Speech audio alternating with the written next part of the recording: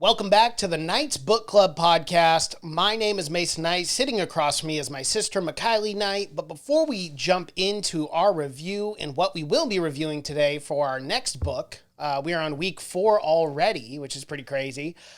Be sure to smash that like button if you're watching on YouTube. Subscribe to the channel and hit that bell notification as we drop videos here every single week.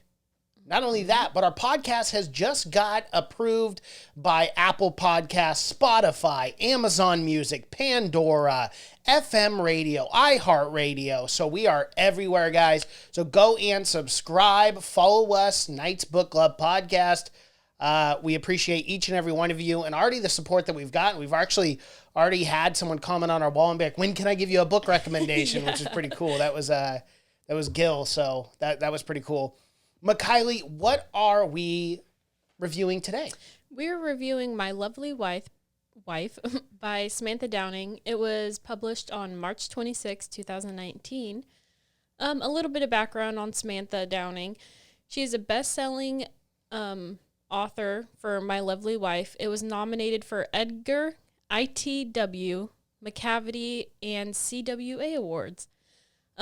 Amazon Studios and Nicole Kidman's Blossom Films have partnered to produce a feature film based on the novel, which is it's her second novel. He started it, and it was released in 2020, and it became an instant international bestseller. Okay, so before we jump any farther, okay, literally when I was reading this book, I go, this would be a perfect screenplay to write. Not only that, but Nicole Kidman is such a great actress that she could play. She totally She could play Millicent really well. I love that. I did not know this until you put it in the notes. I'm so excited that Amazon Studios has picked this up. I hope Nicole Kidman plays Millicent because she would do an awesome job. I am ecstatic to hear that.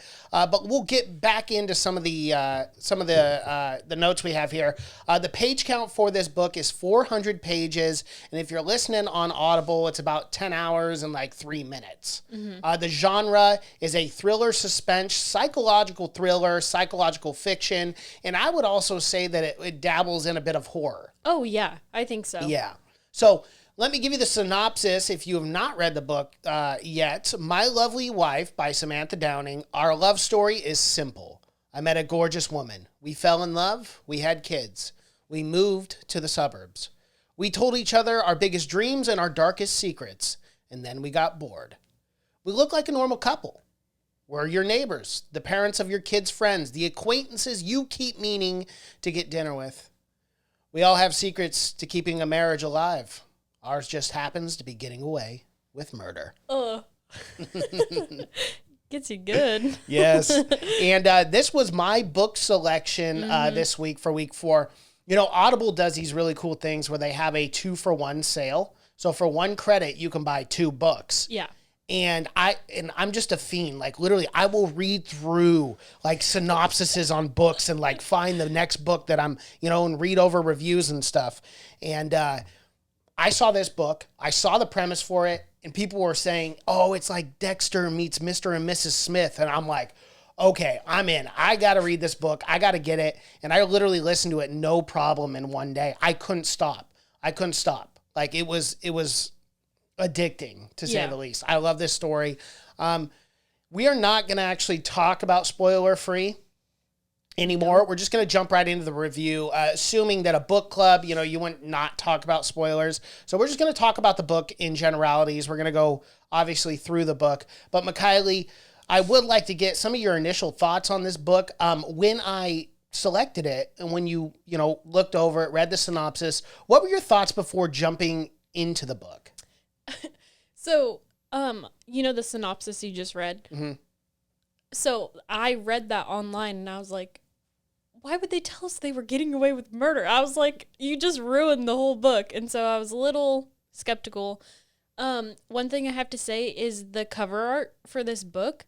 Some of my favorites. It's absolutely gorgeous. Mm-hmm. I was like, whoa. Like, I really liked it. I thought it was beautiful. Well, and I got to be honest, that's actually what caught my eye. Yeah. Because, again, when you're just scrolling through books on Audible, you just see the covers, right? And then you see My Lovely Wife. Had it not been so appealing, the book cover, I may have just completely missed it. Yeah. You know? Well, and you know how they always say never judge a book by its cover? Mm-hmm. Okay, well, I kind of do that. Yeah. And I'm not going to lie, I Right. do that. So, I was actually really excited for this. I loved it. I loved the characters. For the longest time, I really loved Millicent. But I kind of started to hate her because I just thought she was a little too hard-headed. Yeah. And, you know, Well, like, she is everything is cold. her way. You know, and for, like, the first couple chapters, I was really irritated with the narrator, which is the dad. We never learned his real name. We can just call him Tobias. I was gonna just say, for yeah. simplicity. For the longest time, I was like, dude, like, you were a lazy dad. Yeah. You're very lazy, letting your wife do everything, and yeah, I loved it. I loved this book. I thought it was brilliant. So let's talk about chapters 1 through 8 first off, okay? Well, you never said your opinion. Oh, my opinion. So, you know, obviously I looked through it. I was super fascinated. I'm a huge Dexter fan. Like, and I'll tell you, they brought back the show, and I was so excited about it. And then they just they crushed my dreams at the end of the show. Like, I'm having a stroke right now thinking about it because I just love that show. I love Michael C. Hall. I love the character. So I was so excited to jump into it, and it met up to my expectations entirely. Like, I'm really excited just to break down the book, talk about the twists and turns and in the character development from all of them. So yeah, those are kind of my general thoughts. I was very happy with this book, and I can't wait to rate it because it'll probably be one of the higher ones for me. Me too.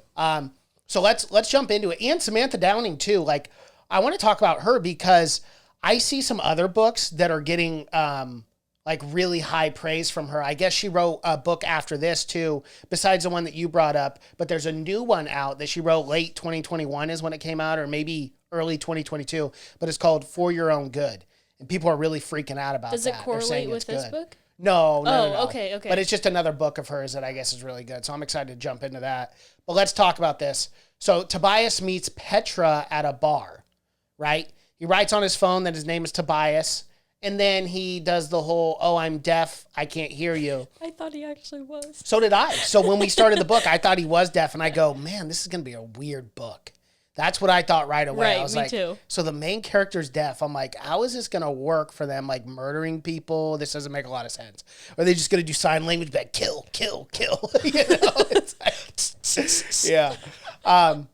But so he's talking to this girl, and he can tell immediately, you know, he kind of has this inner monologue where he starts talking, and he goes, well, all of our guards again are down as soon as I tell her I'm deaf. Yep. And that he knows he's inevitably going to go back to her apartment, and he does have sex with her. I know this is family friendly, but I hope sex is okay to say.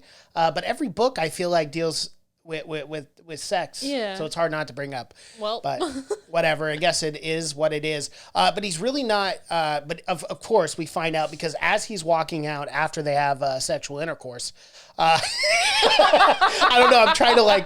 I'm trying to dim it a little bit. I could just say intercourse, you know. But after that happens, Petra yells at him, "Are you really even deaf?" And he stops at the doorway.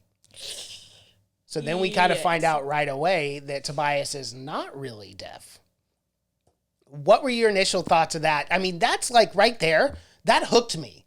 Oh, yeah. That first chapter of the book, I was like, Yeah. whoa, okay. So this is, because the whole time I'm thinking, where is this going already? I'm like, what Yeah. is these introductions? Is this guy killing on his own?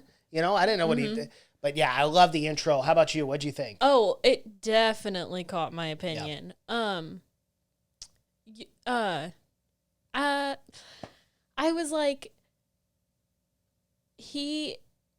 was like, so, okay, sorry. I'm trying to get my thoughts in order. I was like, is this his first kill? Like, is this his first scouting? Because, you know, maybe some people are like, is he not really deaf? Like, maybe they made a loud sound and he jumped, or I don't know. I was just kind of like, is he a rookie? That was like the only thing that was really going on in my head is like, is he a rookie? Is this his first scouting? But caught my attention and I stayed, and I even turned my Audible speed up because I was like, I need to know. I loved it though. Yeah, I listened to this twice, and the second time I listened to it was at 3 speed, and I got through it in 3 hours. But Wow. it's because I already knew the story, and Yeah. like I don't know why. Like my brain can process super fast talking, and I still understand the story. I don't know what it is. Some people are different that way. Some Yeah. people have to listen to it at one. I can't listen to I a book can't at listen to one. it at one. It has to be 1.5 or 2. Slow for me. I can't do it. So, going back to this story here, we find out Tobias is not really deaf, and in fact, he is married, and he is married to a woman named Millicent, and he also has 2 children who are middle school aged kids. Yep. Named Rory and Jenna. Rory being the older brother, Jenna being obviously the younger sister, but both in middle school. Yep. So we start to learn a little bit about Millicent, how she's like the one in charge. She's the one who disciplines the child. She's the children. She's the one who has the say, who's basically in charge of the household. And then we learn that the narrator, Tobias, he's a tennis coach, blah, blah, blah. Millicent works in real estate, so she sells homes. But then we get something interesting because Tobias goes up to Millicent and literally is like, Petra's not the right one. Mm-hmm. And Millicent's like, huh, okay, why? And he's like, you know what, just think about it. No, don't think about it. No, think about it. No, don't think about it. Just trust me. Just trust me. Petra's not the one. Okay, I may have, but they have a backup plan, and her name is Naomi. Narrator does not like Millicent. Millicent does not like the fact that Tobias ever goes against her. I guess one time he made her mad, and it was something pretty minor. Yeah. Oh, yeah, he came home drunk late at night one night, and she took the kids out of the house for a week, and then came back like nothing happened, leaned super close into him and said, you ever do that again, we'll never come back. I was like, oh yeah. That's when you know she's a high-end, very strict woman. Which in some ways you can respect because, she knows what she wants and there's a line that Tobias crossed. But now we start seeing the TV, right? Yeah. There's this TV news reporter. We don't know his name right now, but he's talking about Lindsay and this body. We don't know it's Lindsay yet necessarily, but there's a body that's been discovered. And it's the kill that they made, that they kidnapped. So they kidnapped Lindsay a year ago. Yep. And Millicent has been keeping this woman captive for a year. And she just killed her a couple weeks ago. And she abandons her in some abandoned hotel. In the closet. The corpse. With a blanket on top of her. Yes. How creepy is that? I was like, what? Yeah. Oh. So what were your thoughts initially there? Like as soon as that happened, because for me, I was like, okay, so they dumped the body in an abandoned hotel. I was just very confused. I was like, what's the purpose of that? Why not just bury it, like you would? Because Tobias is already, he's hinting around that they've already had two victims, but they came to them. We don't know at this point who it is, but it was very strange. Well, and Tobias didn't know, he didn't know that, what's her name? Millicent kept her alive for that long. And so he was like, what the heck? And so at that point, that's when I knew that, can I say it? Yeah, go ahead. Okay. Cause it's a spoiler. Okay. Yeah. So that's when I knew that Millicent was way crazier than Tobias. Right. And I was like, she's the head dog on this. She's the one who's making him go out and scout. And so that's when I really got the, that's just when I knew. Yeah. I get what you're saying. I don't know how else to say it. I paid attention to every single interaction with Millicent because of this. She kept somebody alive for, was it a little over a year? Yeah. Yeah. And so I was very, very suspicious of her, but I didn't want to text you and be like, oh, no. Right. So let's get back to this now. So we find out very early on, Rory, which is obviously the older son, wants a video game. And Rory says that he knows his dad has cheated on his mother, Millicent, because he found Petra's earrings. And remember, for some reason, Tobias picked up an earring as like a souvenir, which is a weird, creepy thing serial killers do, is they take something, an item from their victims to always remember that day, which is weird. So he's doing like very predatory behavior by taking that earring. And then, of course, Rory finds it, which is a whole nother can of worms because now the kid is blackmailing his father. And I mean, in all fairness, he just wants the game. You know, he wants Hellraiser or whatever the video game is. Well, when that happened, when he started like blackmailing his dad, I was trying to like think of a way. This sounds so bad for Millicent and Tobias to get out of that situation with Rory, because he could have just said, "Oh, your mom knows." Yeah. Oh, it's an open relationship, even though that's kind of. But there's no way he could have done that because then he would go back to his mom and his mom would be irate. Yeah, there's no way she'd be okay Tobias with him. wanted to keep it a secret that he slept with this woman. Right, with Petra. So I was like, "Ooh, you're in deep water, my guy." He was in a lot of trouble right off the bat in his book. Was not very smart. I don't know where you're leaving this earring around. I mean, why, like, so careless. Yeah, did he just like put it on the kitchen counter? I know. He's like, man, my Millicent won't see it. She's not very observant. Trust me, I've been with that woman 15 years. She couldn't see an elephant if it was right in front of her face. She needs to go get her eyes checked. I'm telling you, she needs glasses. Oh, but Lord. yeah, I mean, Rory finds it, and Tobias is in a world of hurt.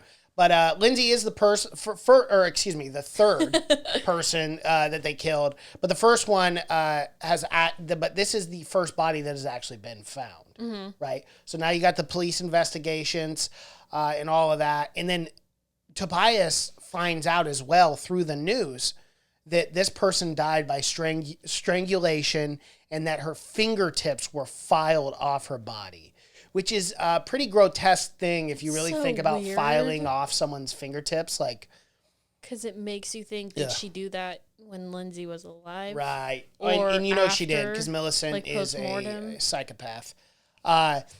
And obviously now, because strangled, file tips, this is all coming back to a serial killer back in the day called Owen Oliver, who killed 9 women 18 years ago. Yep. And was actually acquitted of the murders because they didn't have the right evidence or evidence was tampered. So he actually walked free. Yeah. Because Tobias goes up to Millicent and he's freaking out. He's like, "What? Why? Why would you abandon this body? Like, what are you doing?" She's like, "It's our anniversary." So weird. And he was like, "Hold on." He goes, "Shoot, I don't want to get in trouble. What, our anniversary?" Because guys are not as women on dates.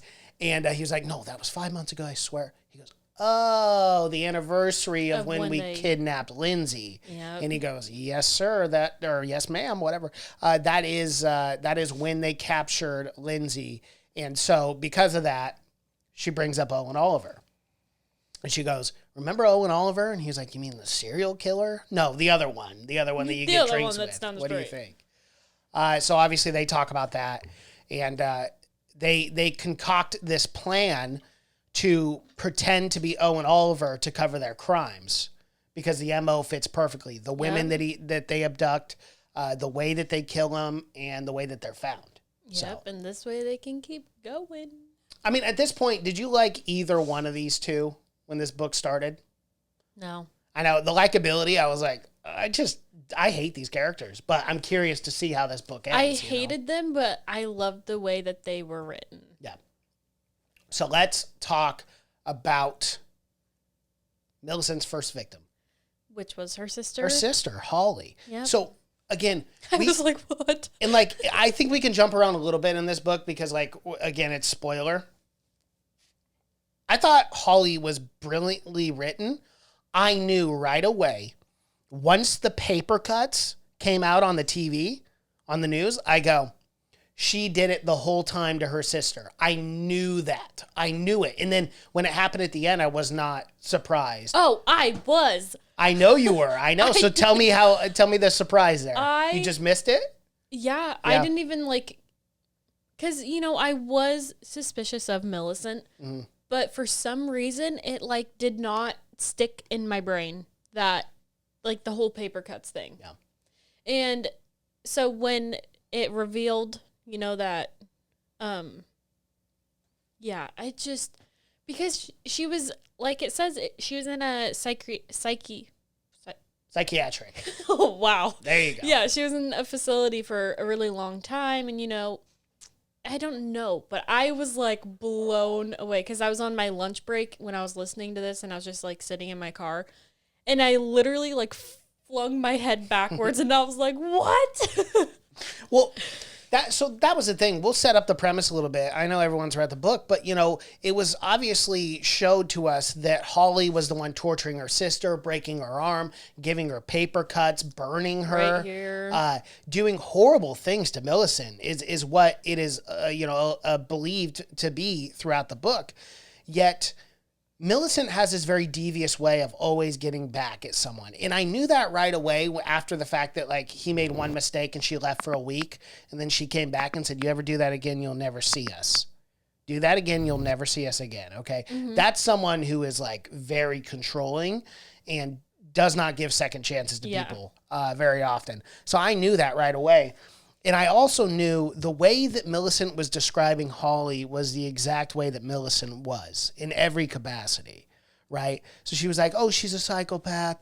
She'll constantly follow you. She's constantly one-upping you. She's smarter. She's always ahead of you. Mm-hmm. All those things were Millicent the whole time. And I thought it was really weird, too, that, you know, Holly with the parents, right, at the house when she lied about her sister. She said her sister died in a car accident, and that wasn't true. Oh. And then, oh, wow. Tobias, I can't believe I forgot about that. And then Tobias went to the house to meet the parents, right? Yeah. And then he saw one picture of Holly, and the mom was like, don't show Millicent that. It's not good. And he's like, yeah, I'm very sorry for your loss. Because people, Millicent told Tobias that when they were, Holly was 15 and Millicent was 13, right? Yeah. So Millicent told Tobias that Holly wanted to go drive their parents' car when they were gone. So they were driving, and all of a sudden, Holly turns the car, and the car smashes against, like a wall. Mm-hmm. And then on the CCTV, is that what it's called? Yep. They caught the CCTV footage, and it looked like Molly purposely, like, turned the car so the car would hit on the passenger side. Right. Mm-hmm. So that's why when they were explaining that, I didn't even catch on that it was Millicent the whole time and not Holly. Right. Because I was like, she literally tried to kill her sister. Mm-hmm. And I just kept thinking that the entire time that they would talk about Holly. I was like, she tried to kill her sister, of course. Yeah. For some reason, I picked up on that only because one does not simply run into a wall intentionally, unless there's a reason, right? And I go, it's just too weird that you would like, if she was the ultimate planner, right? If Holly was this deviant woman who was, or girl, I should say, because she was 15, whatever, but this deviant child who's, like, always one ahead, always game planning, it didn't align with the story that Millicent was telling me about how she would just ram into a wall. Because that's not someone who's planned, cool, and calculated. Yeah. That's someone who is obviously suffering from an immense amount of trauma and obviously wants to end things or end someone else's life. So for me, looking at that, I was like, okay, red flag right there. Because Millicent was doing everything. And then the paper cuts. Another thing. Oh. This right away in the book was where I go, paper cuts, boom, going back to that. Tobias, because we don't know his name, and Millicent, the way they met on the airplane. Remember that? And she goes, oh, whatever they're talking and stuff. She goes, oh, I like the paper cuts for people who annoy me or whatever on the plane. So I go, boom. Okay, and I knew there too. I was like, okay, I know. No, I saw it as, that's the way her sister chose to torment her. Mm-hmm. And so she wants to do that to other people because it's like I was traumatized. I was abused. Right. so I'm going to do it to other people because I know how bad it hurts. Right. That's how I saw it. I didn't even catch on. Oh, it was embarrassing that I didn't catch on. It's fine. I mean, there's some books I don't catch on to. Like, that's what makes it fun, though, right? And it was actually probably more enjoyable to not know and then read the end and be like, are you kidding me? Yeah, it was really good. Yeah. But I absolutely loved it. I absolutely love this book so much. But what are some other things we can talk about now? So, obviously, with the paper cuts, I knew for a fact that Millicent was obviously much smarter than she appeared to be. So, kind of going through this story, narrator and Millicent, or Tobias and Millicent, are excited for their love as it is reawakened because of this murder, and now that they're pretending to be Owen, this Oliver Owen, this serial killer. Oh, you forgot about their second victim, Robin. She worked with we Holly. can talk about second victim. So, yeah. And that was a year later. Yeah, so Robin worked with Holly. At that grocery store. At the grocery store, and so she showed up to Millicent and Tobias's house when the kids were at school, right? Yep. And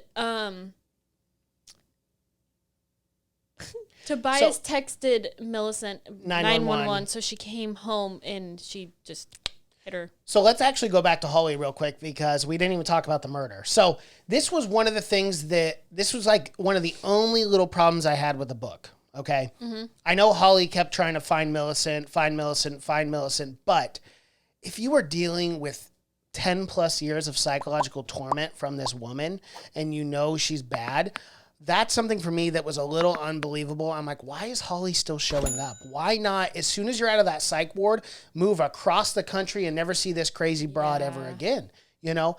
But instead, she kept showing up. And I know, obviously, she did not break into their house. I know that was a lie now. Yeah. Because, like, the broken window and stuff, she's like, I didn't do any of that. Because Millicent let her in. But she's always one step ahead, right? Yeah. She let her into the house and then texted Tobias, said 911. Oh, she's attacking me. She's doing this. She's doing that. But that was a little unbelievable for me. Like, what, Holly? Why? Why? After all this time of you in a psych ward, why would you go back and try to, like, I don't know, mend things, fix things with this psychopath? See if she's not crazy anymore. Right. Like, crazy doesn't just go away. Right. But obviously she is. And not only that, but she had that interaction with Tobias in the grocery store before this event. So, you know, obviously she knows that that family does not want her around or anything, and she's already causing conflict. So for me, it was a little unbelievable, but that's okay because it moves the story along, right? And I have sympathy and grace for that because overall, a great book. But they do end up killing Holly, and guess what? It's not Millicent who kills Holly. It's Tobias. Yep, his first kill. Yep, hits her over the head, cracks her cold. A good hard swing will do it, right to the back of the dome, an unsuspecting victim. And that's how Holly dies. And then a year later, obviously, we have her, the coworker shows up, except the coworker does a little different. She starts to threaten Tobias and go, oh, well, that's okay. I guess the police will deal with it. And Tobias stops her right away and goes, you know, Holly. Holly. I forgot about my sister-in-law. Right. Why didn't you say Holly from the grocery store? I mean, come on, right? So Holly, Holly. Yeah, no, come on in. Come on. Have a cup of tea. Do you want some tea? Yeah. I got some tea for you. There may be something in it. You're going to like it. Trust me. So he brings her in, texts Millicent 911. And this is what's interesting about this book is Millicent then kills Robin. Yep. The same way Tobias killed Holly. Yep. And Tobias, instead of being scared or panicked or freaking out, says it was sexy. Yeah. To him. And that he was, turned on from that. It's really hard on, I think that's family friendly. I don't know. Well, but it is what it is. I have to. It's part of the book. It's literally I can't not talk about the book. So yeah, anyway.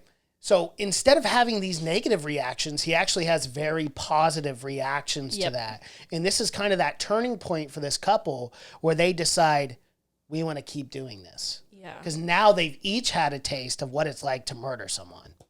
It's pretty disturbing, pretty alarming. But hey, it is what it is. So let's jump back into kind of the outline of this.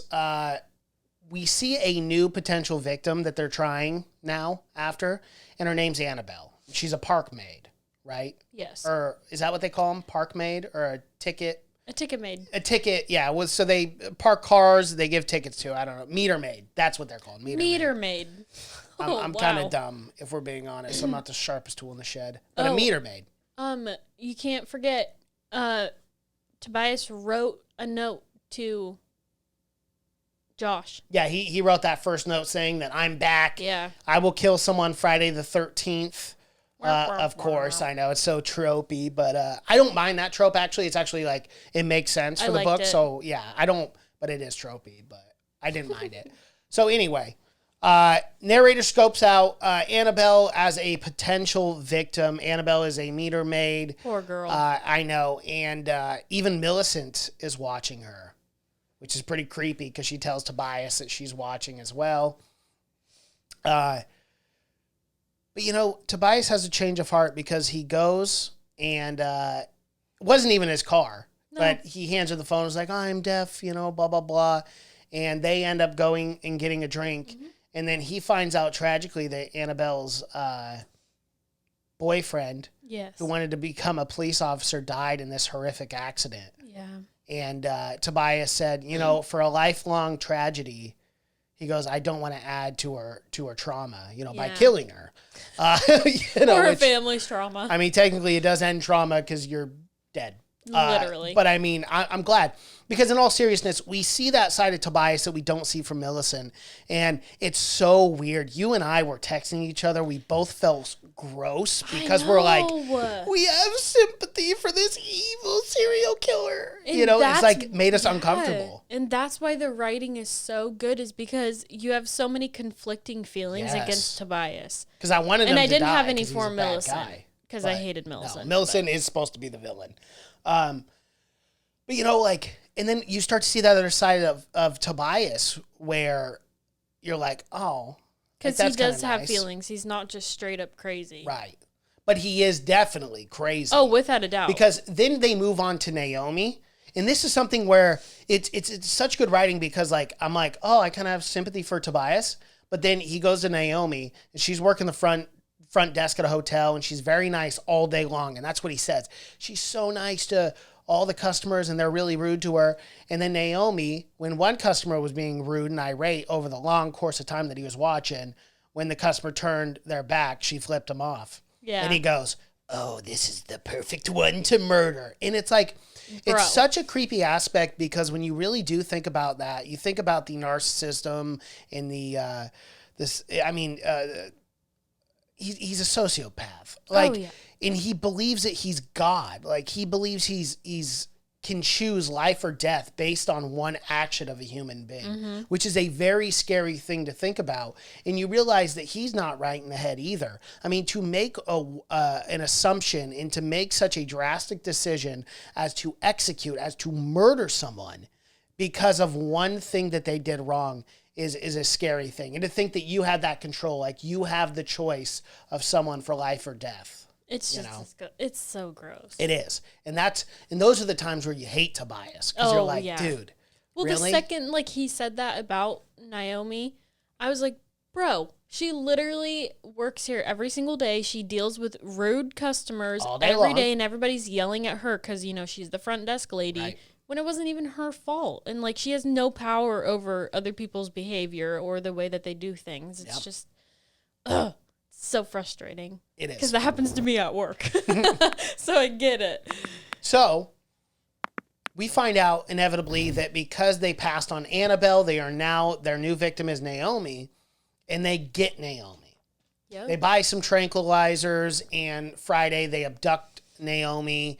And then the news, because obviously Friday the 13th, that's when they told Josh, the reporter, now we know his name, but we didn't on that first part, but now we do. But Josh is on the news and he's talking about it. And then Tobias writes a second letter. But before we get into that, by Monday, everyone knows. Oh. And let's keep in mind, we also have to talk about the children, right? So, I'm having a mind blank here. Jenna, thank you. Rory and Jenna, goodness gracious. But Jenna is starting to have psychological trauma from this because it's on the news so much. And now finally having the discovery that, this person did kidnap someone, and she is more than likely dead. Yep. Because the kidnapping was on Friday, and now it's Monday. And now everyone's panicking. Initially, there were 52 families who said that they had missing ones. And obviously 52 people could not, get murdered in one night. That'd be a bloodbath. But they end up finally realizing that it is Naomi, and it's all over the news. And Jenna's pretty distraught by this. Yeah. All the way to a point where she actually goes into the bathroom. Well, actually, there's more before this. The parents initially find a knife in her room. Yep. Find that suspicious, which I would too. She brought it to school. And then she brings it to school, absolutely. And the teachers are like, hey, this is not normal behavior. And, this isn't subtle like a Griffey pocket knife. This is a... It's fine. It's funny now. It is so funny. This is a full-blown butcher knife. This is an 8-inch butcher knife. That is no joke. Oh, I felt so bad for her, dude. Well, and, this whole time, she's just a scared, 6th, 7th grade girl. I totally get it. When you see this, when these kids are inundated with all this horrific, evil things that happen, and they're I can only imagine going back to when I'm in 12 or 13 and constantly seeing this serial killer who kills fat little boys, and they're I'm scared the whole time. I'm like, I don't want to be the next victim. So I get it. I get it from her side, especially for the child, and she's dealing with this trauma and this oversaturated news that's just constantly going around 24/7. And Naomi's captured, and she brings a knife to school, and then Tobias and Millicent talk about getting her in some sort of self-defense classes. Wait. Let's back up. Okay. She brought the knife to school. Yep. They tried to call Millicent. She didn't answer. And so they called Tobias. Tobias goes to the school. They talk about it, whatever. And then Tobias just doesn't tell Millicent until later in the day. Yeah, that is true. And she's like, why didn't you tell me? And I was like, oh. Think about this, though. There's Millicent, and it was very clear in the book, because when Tobias goes, why is the school calling me? They always call Millicent first. And these are these subtle little hints that if you do not pay attention to, you're not gonna pick up on. But what was Millicent doing? Obviously, messing with her victims. Yep. And it's interesting because, we talk about the GPS and everything that he had, and he would check at certain times, but she was just always one step ahead of him with everything. And who knows how long she was tracking him. Exactly, yeah. Which is pretty creepy. But so we see this with Jenna. We see this psychological break in her. They're trying to get her therapy. They're trying to help her. And she becomes so crazed that she actually shaves her head entirely, because then she wouldn't look like, a future victim of Owen. Because the reason she decapitated herself. Spoiler. No, the reason she cut all of her hair off is because Millicent and Tobias sent a lock of Naomi's hair to Josh. Yes. And they just labeled it the envelope Owen. That is also a great point to bring up. Yes, that's why she shaved her head. I probably should have brought that up. No, but yeah, that's a great point to make. So now Tobias and Millicent are kind of panicking about their kid a little bit, because she's kind of starting to lose it. So Millicent has very stringent rules. She says, no, we are breaking this all down. No cell phones. They're going to only be at the dinner or in the living room. No nothing. And then, Rory is like, I can't live like this. I got to play my video games. And even Tobias thinks it's a little far. So they settle for a little bit less stringent rules. But we know that the house is kind of dysfunctional right now, for sure, because Rory at this point is still blackmailing his dad he's a little jerk. He's a little turd. And then, Jenna's dealing with all this trauma from the serial killer. Come to find out, her parents are the serial killers. So. Oh, when she was... when Jenna was at school, she was also having stomach issues. Yes. So keep that in mind. Yeah. She was having issues, and we see that throughout the book because Tobias has got to stay home. Yeah. Many, many times to stay with Jenna because she's so sick. Did we ever say what Tobias and Millicent's jobs were? Yes, realtor and tennis coach. Okay, yep. I didn't know. Private tennis coach. Couldn't remember. So meanwhile, let's talk about this a little bit here. We realize that they are keeping Naomi alive at this point because we find the hair and whatever. And Tobias puts a GPS tracker on Millicent to try to figure out where is she going? Where's the body? He wants to watch her now. Not that he doesn't necessarily trust her, but, he doesn't necessarily trust her. Yeah. Which is probably the smart move if you're a little wiser on that. She does go to the deli twice in the day, which he finds a little unusual, but he's like, I don't know, maybe she forgot some roast beef for the sandwiches or something, I don't make the food. No. No. He does talk about the waitress, Denise, that he met at that deli, but he doesn't really go deep into it, but says she was very friendly and whatnot, which comes into play later. And then, the news just starts getting really weird. Josh is interviewing these ladies, these Jane Does, and they're like, he attacked me in this alley. He attacked me, blah, blah, blah. And yes, I do not, say that they weren't attacked because they had bruises and stuff, but they weren't attacked by Owen because we obviously know Owen's dead. They were attacked by just some thug that was stealing their purse or whatever. So we're moving on. Chapters 44 to 55. Narrator wants to end the Owen thing. He says it's absolutely having an impact, not just on the community, but on their family. Yep. And he wants it all to be over. And Millicent actually agrees with him. Yeah. Can you believe that? Millicent is actually on the side of Tobias for once.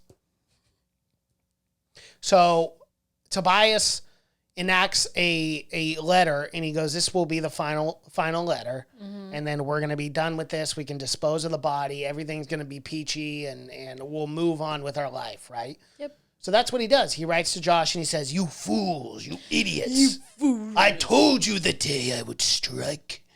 I would kill my victim Friday the 13th. And you still didn't catch me. You did not catch me. I'm assuming Owen sounds like this because he's probably 70 by now. He was old. Yeah, he was old.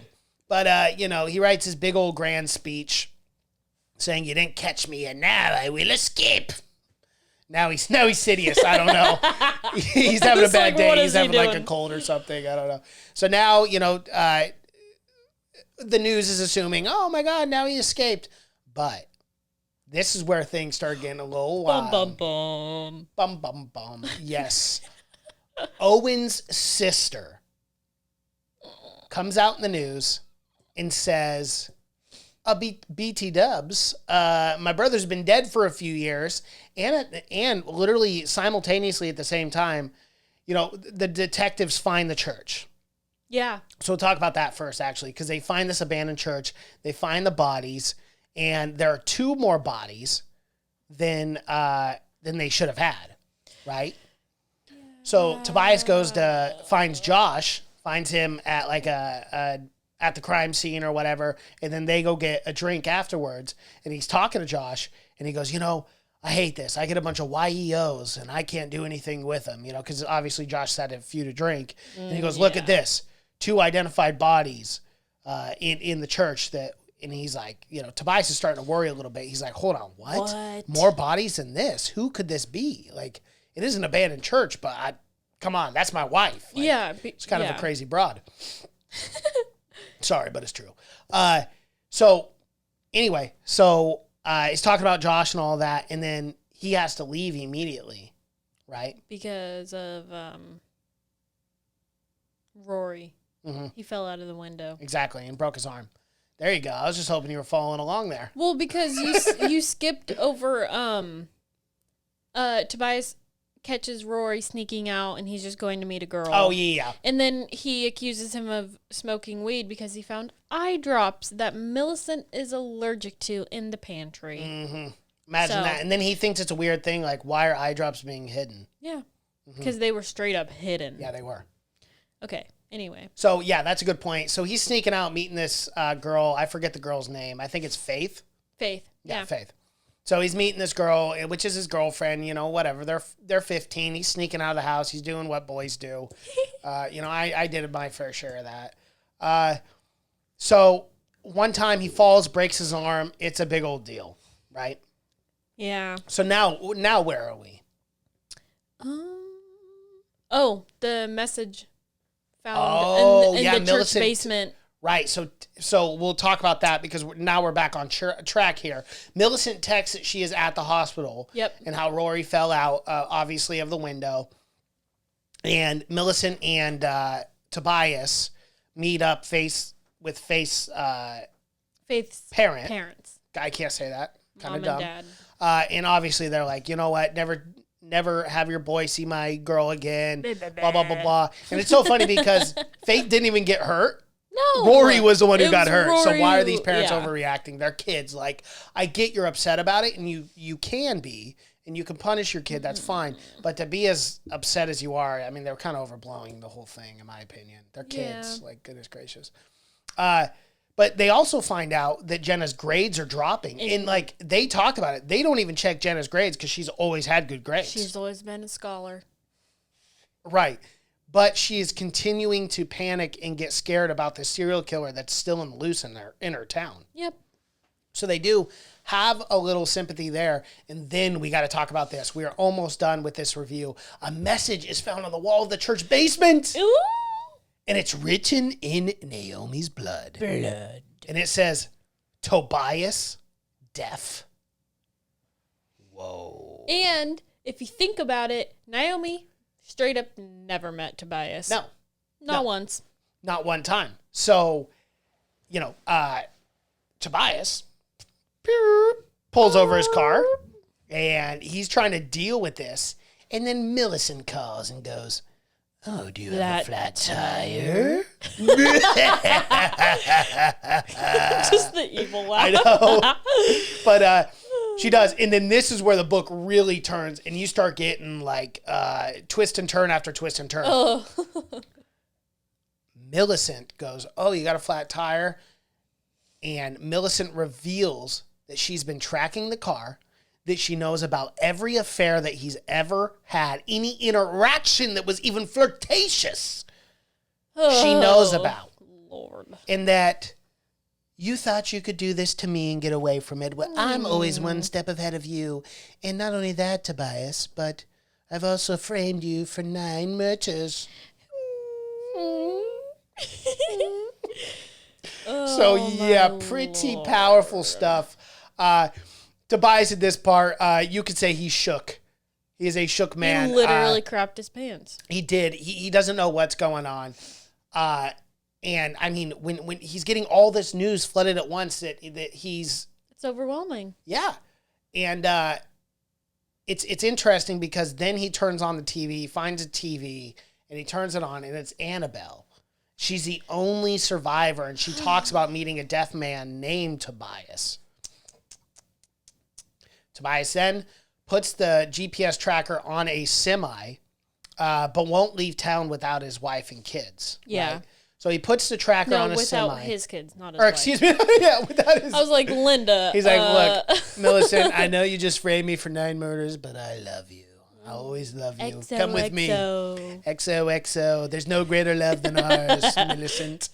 I know you tested me, but we will continue. So anyway, so he puts it on a semi, which is pretty smart on Tobias's part. Okay, let's be honest.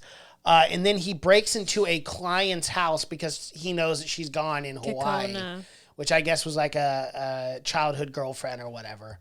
That's what he said at some point. Kekona? Yeah. No, Kekona's like the older lady and she gossips a lot. Oh, yes, that's right. What am I talking about? So, we didn't even talk about the suicide. Oh, yeah. Andy's wife. Andy's wife. That was wow, another how did we thing, forget too. about that? I don't know, but that's a big deal because It's a huge deal. she actually dated Owen. Yeah. And Oliver Owen. And Owen. Owen Oliver. Owen Oliver. Yeah, whatever. I don't know which way it goes. Just It's two first names. Just call him okay, Owen. It's two. Why do you have 2 first names? Rick and Bobby? I don't get it. Owen Wilson. Or no, Owen, just never mind. Yeah. Anyway, so she dated him and then she got a divorce with Andy because she realized she didn't love him. No. And this whole time, Andy's actually helping out Tobias, which is kind of the craziest thing. He goes, hey, Millicent is framing me. And, because I cheated on her, blah, blah, blah. And he goes, you know what? Now that you're saying it, I think your wife was always cold. I didn't like that. She's always crazy. Yeah, she's always a crazy girl. So anyway, now that we kind of got through all that, the suicide was kind of a good plot twist too, because then it puts more guilt and shame on Tobias as well in his actions. Not just had consequences for his victims, but had consequences for everyone in his life surrounding him. Yeah. Obviously, Andy and his wife, and then his daughter is dealing with some things. Rory's blackmailing him, so you know this takes an effect on a family for sure. And he deserved every bit of it. So he's in Kakona's house. And he asked Andy for help to get into Millicent's laptop. And he's like, dude, what is this about? Like, and then he tells him he cheated on her, blah, blah, blah. And he goes, don't look at the news, because when you look at the news, you're going to see some things you do not want to see, right? It's going to make me look real bad. Yeah. So soon a picture forms of this Tobias. Andy figures out that he's not the only one that they're looking for, though narrator assures Andy Millicent is framing him. Now, later on, Josh, the news anchor, comes out and says, or the news reporter comes out and says, we have found DNA in the on the crime scene, on the handles, on the cuffs, blood, sweat, piss, whatever else. And that finally his name and image are on the news as a person of interest, because now that we know that when he broke into Kikosha's house, he left his wallet, he left everything there, and now he's absolutely on the run. The bodies are finally identified, and it turns out Millicent killed additional people that the narrator knew, Tobias knew, possibly out of jealousy or possibly just to frame him. But it was so literally crazy. Any girl that was in his life that he was ever nice to at any point, they were murdered. They were tortured just and murdered. Like a lady at the grocery store checking his goods out. Yep. She's psycho. So he finally gets into the laptop, right? And this is the last time Andy helps him. He goes, hey, man, now that I heard about DNA and stuff, I can't do this anymore. This is the last time you need to talk to me. And he goes, that's fair. I get it. So Tobias is getting angry. He's going through the whole laptop. Of course, there's nothing there because Millicent is not dumb that way. She wiped everything from the cloud, which is what Andy said. A very smart move. There were some things on the hard drive, but there were like recipes and stuff like that. Tobias tosses the laptop in frustration, worried if he scratched Andy's coffee table. So he goes over to look, and he looks down, and he notices this little tab on the right-hand corner, and it says eye drops. He clicks on it, and that's when he realizes that if you put eye drops in food, or if someone digests eye drops, it can make them very sick and potentially fatal. Depend on how much you have. So now he's shooketh again. I was shook to the core. Yeah. I was like, what? Because I didn't even know. I had no idea that, eye drops obviously ingested could cause stomach issues. But once he revealed that, I literally was like, oh, and Alicia looked at me. She's like, what? I'm like, you have to read this book. It's so good. I'm just like, her own child. Like, why? Honestly, genuinely, why? Why not When you are a psychopath, you will do anything to justify the means. And when I mean anything, like, so let's talk about it, because like when I say anything, I mean anything. So we'll jump right into it. He has a plan. Obviously, Kikosha comes back into town. Now he's scrambling. He doesn't have anywhere to go. He doesn't have a gun, doesn't have a weapon, doesn't have anything. So what he does is he waits for the middle of the night, and he breaks into his home, his own home. And goes upstairs and creaks open the door and finds an empty bed and goes, ruh-roh. Ruh-roh. He tries to old Scooby-Doo on out of there, but Millicent's there, and she's like in the corner, and she's like, hello, Tobias. I knew you would come. You are so predictable.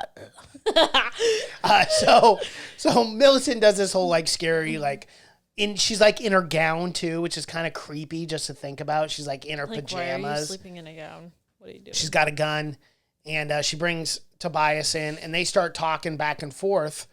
And it just starts getting crazier and crazier. And then Tobias brings up, I know about the eye drops. And during this time, Jenna just walked in, but they haven't seen her yet. And Jenna's sitting there listening about the fact that her own mother was poisoning her. Yep. Which is pretty crazy. And then Rory walks in, and they're having this crazy altercation. And then Rory jumps in front of the gun. Wait, this is also when she revealed about Holly to Tobias. This is when when she reveals like all of that. And we never talked about the plain pamphlet. The paper cuts for the victims. Well, yeah, that's why he went back in the house, because he was going to find that evidence. Yeah, but we never mentioned that on the pod. Right. But she was like, oh, you didn't find it? Of course I hid it. And I was like, okay, yeah. Because when he broke into the house for that, I go, of course she's not going to have that thing lying around somewhere. It's evidence. She's not stupid. Anyway. But it is something we do need to bring up, because it's an accumulation of all this new information that's coming out. Yeah. And Tobias is just overwhelmed, and he goes, I don't know how I could ever. He goes, this is the most ugly person I've ever seen. I don't know how I ever found her beautiful. Well, I mean, come on. After you hear all that and how evil someone is, I get it. But he's also a bad person. Yeah, he's also a very bad person. Yeah. But so anyway. she gets so aggressive and mad, and Rory jumps in front of the gun, and is like, Mom, don't. She goes, Rory, move. And he goes. Tobias is narrating this, and he goes, her face turned an unnatural red. I could like totally see it in my head. Oh, I can see that, like that. You see red, like very evil, flushed face. And it freaked me out because of the book cover. I got a very good sense of, Millicent, which is why I love the cover, is because I can picture Millicent in my head. Yep. And Tobias goes, I had to do something, because she wouldn't just kill me. She would kill these kids too. She will do anything to make sure she gets away with it. Yep. And I was like, oh my God. And I believed it too, because she is a psychopath, like not like anything else, but a full-blown psychopath who just wants to hurt people and will do anything she can to make sure she gets away with whatever. Scot-free. And, Tobias knows this, so he shoves Rory aside and he tries to go and get her, and there's a scramble that ensues, and then Jenna stabs her mother with the butcher knife that she kept around the bed. whole time. You know what? Gotta be honest. She got the serial killer. She said she was gonna get him, and she got it. Yeah, she kept saying, just in case something happens, I want to be prepared. And so the kids finally realize that their mom is, an evil, crazy woman, and she dies. R.I.P. Yeah, no, I want to say rest in R.I.H. Yes. You crazy evil woman. And then after, Jenna kills her mom and stuff, they go to the police, finally. Yep. And, the kids tell it how it happened, and the dad tells it how it happens. And they ended up getting off, because they just pointed the blame towards Millicent. Well, right. And then they said the one thing with the DNA evidence which was a clear-cut proof, was actually did not make sense, because this was actually the one part where Millicent wasn't one step ahead, is the DNA was super smart, but it was the same DNA spread out from that 1 day period. And they said if Tobias was actually in fact down there for weeks and weeks at a time, it would have been from different points of time and not just one sequence of DNA, or however the science goes. So what did they use? What did Millicent use for Tobias's DNA? So just blood and sweat. Blood, sweat, and saliva. So when he's asleep or anything. So easy. You could get people's blood while they're asleep. She could literally have just knocked him out and withdrew blood. Like, think about that. She's poisoning Jenna. Okay, yeah, she's poisoning Jenna. You don't think she gave him some heavy sleep drugs one day and was like, with a syringe, took some blood, took some sweat? This is so weird. It is weird, but when you're crazy like that. So 3 months later, Tobias has been cleared, and the whole family moves to Scotland, and he goes to a bar and introduces himself to a woman as a deaf man named Quentin. Because remember, they were him and Millicent were deciding between Quentin and Tobias. Yeah. And he went with Tobias because Tobias was a demon slayer, which is so weird because he's like a hero in the Bible or something. But it's like, bro, but you're using that for pretty terrifying. Doesn't really make sense. But I got to be honest, I didn't love the end for Tobias. I wanted him to face some sort of punishment for being involved in murdering people. I mean, I don't think just because your wife is crazy, you get off scot-free, you know? Yeah, because... But the kids also need a parent, and I think Tobias would be a much better fit than Millicent. He totally would have been arrested because he was an accessory to murder. Yeah, absolutely. Because he was Tobias. Like, that was his alias, and he went and introduced himself to all of these women as a deaf man. He's not deaf. And the news knows that. Right. Like, there were survivors of them. Like, how? Because it just says 3 months later. So I think the one way that you could do that is say Tobias was cheating on his wife as Tobias, and then she found out and started murdering people trying to frame him. Oh, durr. That's how. Which I don't love it, but I don't hate it. I also get that on the same aspect. But for Tobias, like I had sympathy for him, and like obviously I have sympathy for his kids, but at the same time, I kind of wanted him to pay. Yeah, me too. But I mean, I was like, he just got off completely free. Yeah. What? I know. How? Oh, yeah. But it is what it is. Kylie, let's talk about our review, or our rating for this book out of 5 stars. Would you like to go first or me? You. Okay. So let's talk about the narrator. I really enjoyed the narrator a lot. I'm pretty lenient on like my 5 stars for narrators because if you're not bad, you're good. Yeah. Right? So that's how I am. So like for the narrator, I had no problems with the narrator. I thought it was great. So 5 stars. Like if I don't have a single problem with the narrator, I'm just going to give them 5 stars because they deserve that. They do a good job. If they're not annoying, if their characters are good. I enjoyed the narrator quite a bit. Nothing was distracting for me. All the voices worked. So shout out to the narrator. The story, out of 5, I'm going to give a 4.5 out of 5. There were just a couple minor things that I didn't necessarily agree with, like the ending with Tobias. But man, overall, which is kind of weird, but overall, this is going to be my first 5-star book. I just had so much fun with it. It was just such a good time, and it was a book I listened to again, no problem, and had just as much fun listening to it. I thought all the characters were needed and put in the perfect positions. It was just fun. It was a really fun book. There were a lot of twists and turns, and it was so well written that it just flew by. It doesn't feel like a 10-hour book at all. So, because it's not, because I listened at 2 or 3 speed. But you get what I'm saying. Like, it is a page turner in the sense that I couldn't quit listening. Yeah. So, what's your review? Narration, definitely 5 stars. I thought the narration was brilliant.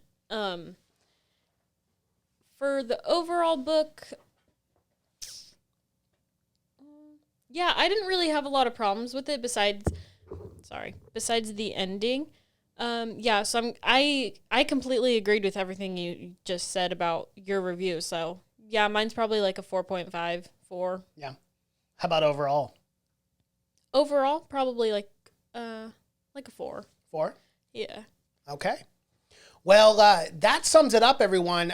Thank you for listening to episode 4, My Lovely Wife by Samantha Downing review. This is the Knights Book Club podcast. You can find our podcast literally anywhere you find podcasts. Yeah. Apple Podcasts, Spotify, Amazon Music, FM Radio, iHeartRadio, Pandora, Google. I mean, like literally anywhere you guys get to find podcasts. We're also on YouTube. We will also be opening a Rumble account as well. So if you guys watch videos on Rumble, you can follow us there. My name is Mason Knight. That is Kylie Knight. Be sure to follow our Instagram, Facebook, TikTok. At Knights Book Club. We're going to be there posting. Kylie does a really good job with the Instagram, has done a really good job thus far.